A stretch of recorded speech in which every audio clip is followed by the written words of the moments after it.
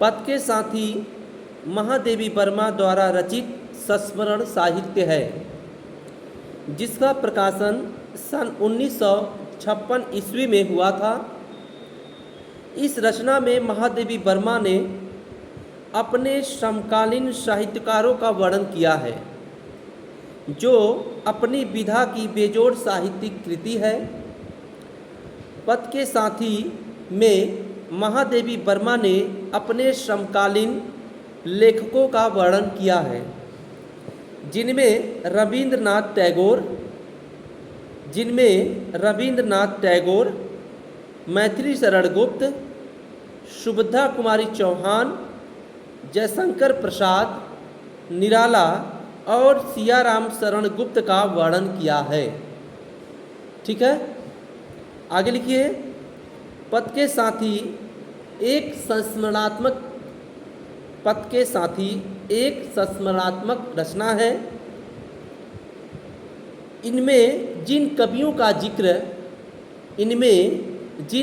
का जिक्र महादेवी वर्मा करती हैं, उनसे वे अपने जीवन में यदि कहा जाए तो अपनी गहराइयों में दूसरों को खोजना और दूसरों की अनेकता में स्वयं की तलाश महादेवी वर्मा की रही है। आगे लिखिए। पद के साथी में चित्रित प्रत्येक कवि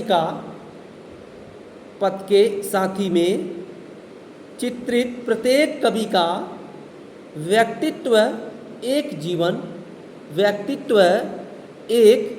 जीवन दृष्टि लिए हुए दिखाई देता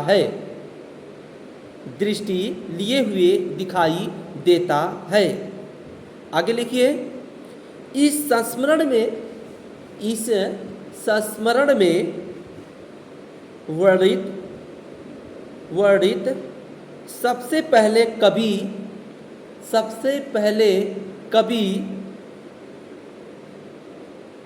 रविंद्रनाथ टैगोर और महादेवी वर्मा तीन प्रकार के परिवेश में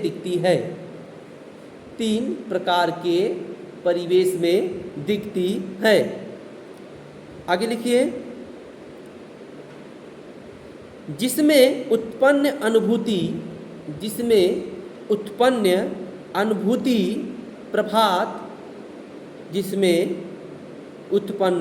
अनुभूति कोमल प्रभात प्रखर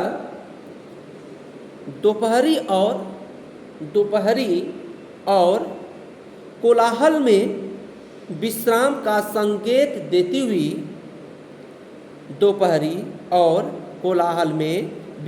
का संकेत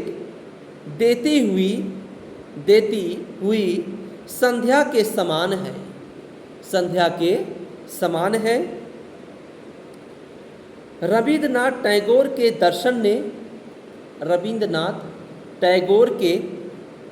दर्शन ने महादेवी वर्मा के कल्पना को अधिक सजीवता प्रदान की थी। उनका व्यक्तित्व